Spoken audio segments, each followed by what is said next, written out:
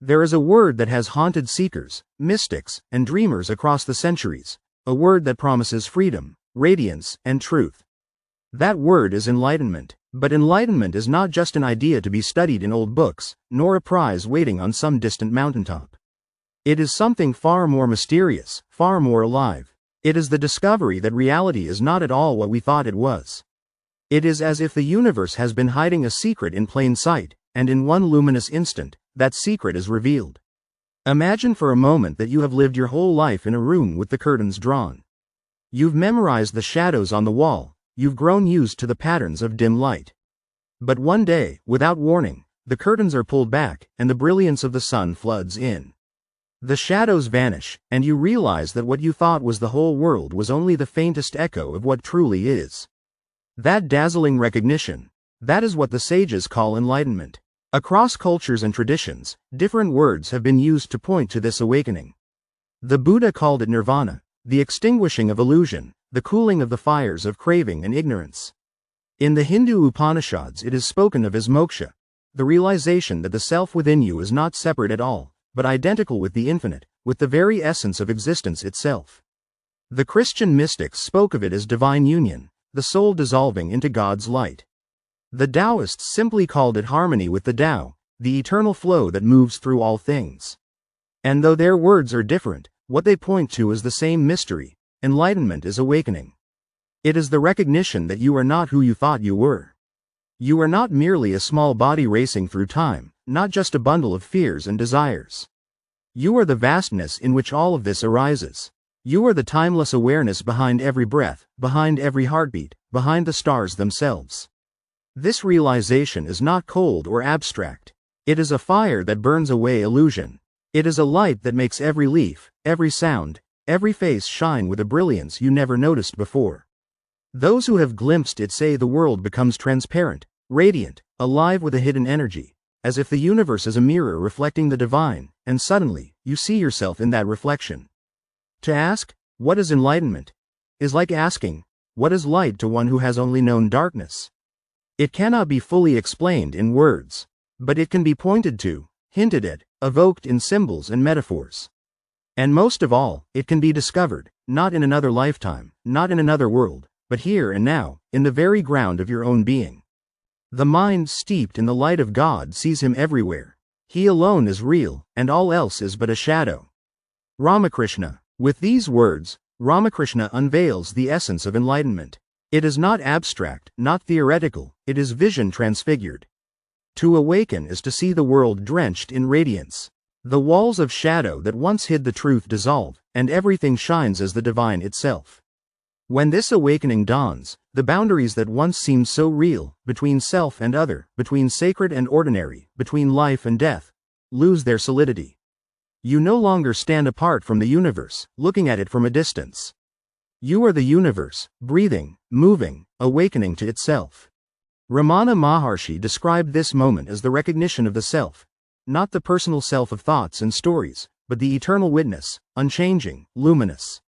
He said enlightenment is not gained, it is revealed, like the sun uncovered when the clouds drift away. The poet Kabir expressed it with laughter. I laugh, he said, when I hear that the fish in the water is thirsty.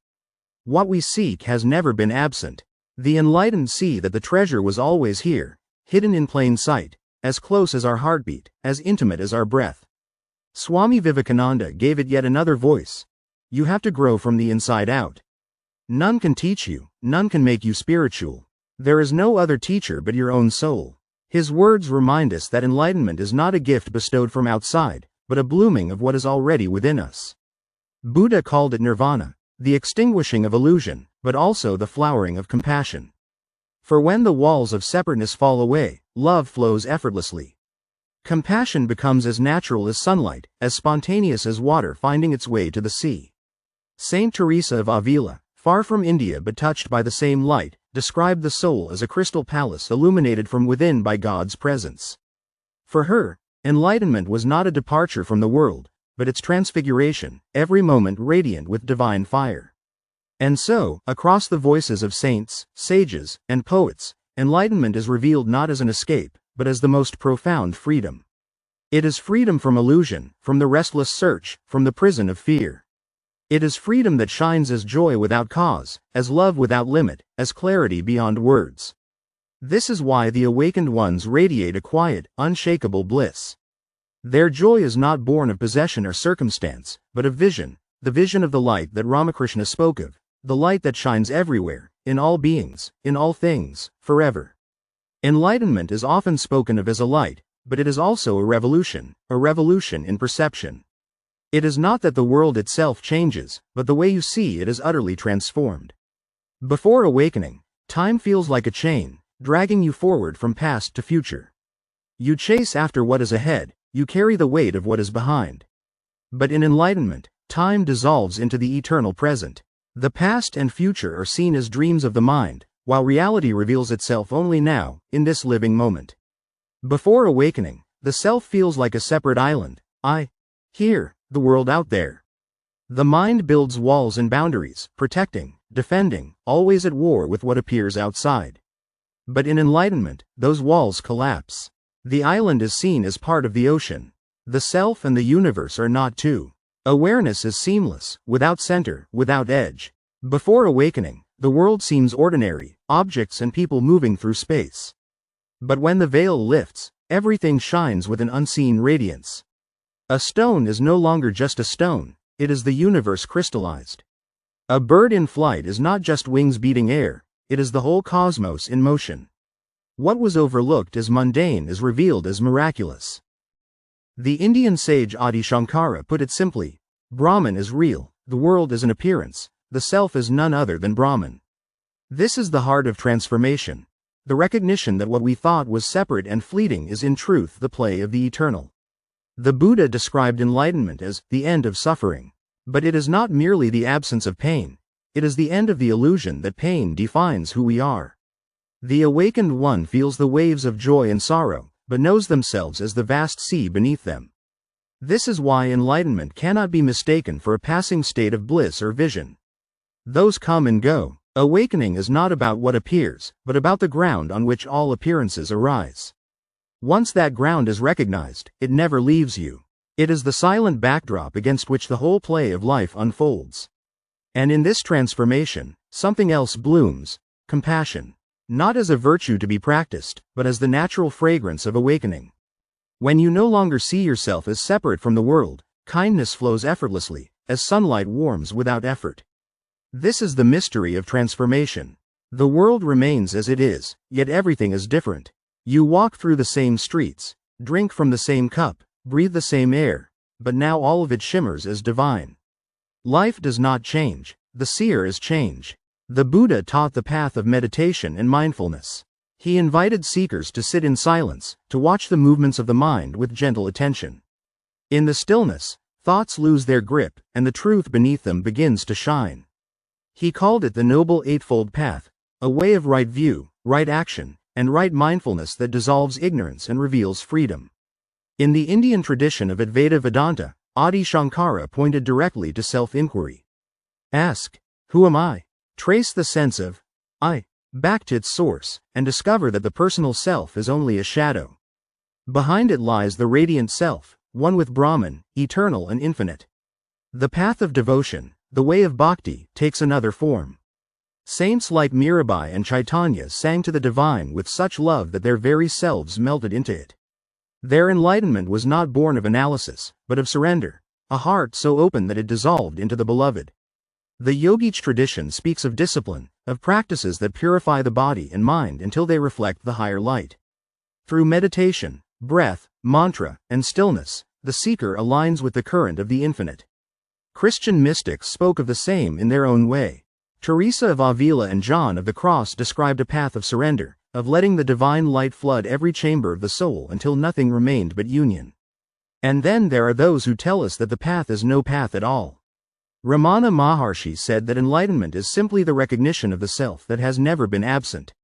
In his presence, many were awakened not through effort, but through silence, as if the fire of truth leapt from his being into theirs.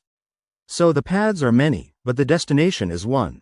Whether through devotion or discipline, inquiry or surrender, stillness or love, all paths lead to the same unveiling. The Sufi poet Rumi wrote, There are 1,000 ways to kneel and kiss the ground. Each path is a way of bowing before the mystery, a way of softening the ego's grip, a way of letting the infinite reveal itself. And yet, the sages remind us, the path is not separate from the goal. Each step, if taken with sincerity, is already a flowering of enlightenment.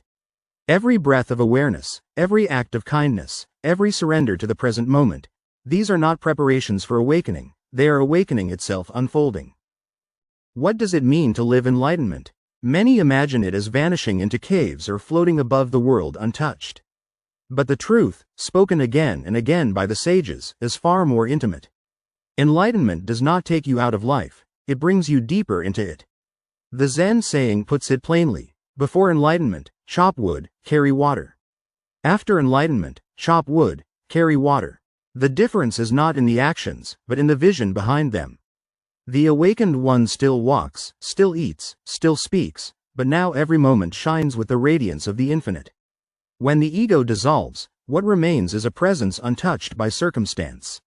Pain may still arise, joy may still arise, but they no longer bind.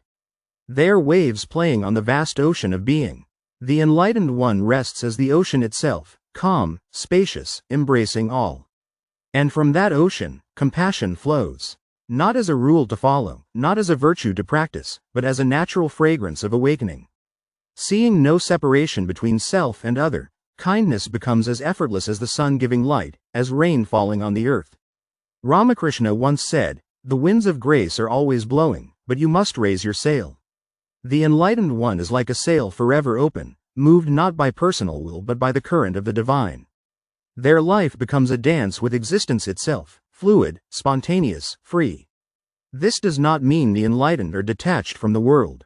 On the contrary, they are more present than anyone else. To eat is a miracle, to walk is a wonder, to gaze at a flower is to see the universe blooming in silence.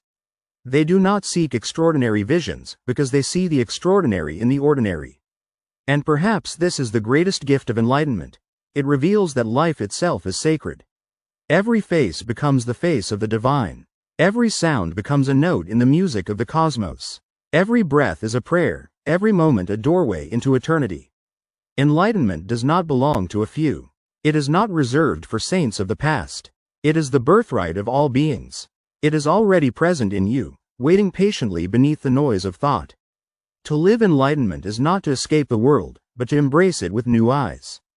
It is to walk the same roads, touch the same earth, breathe the same air, and yet to know that in every step, every breath, every heartbeat, the infinite is here, shining. And in that knowing, there is peace. There is freedom. There is joy beyond measure.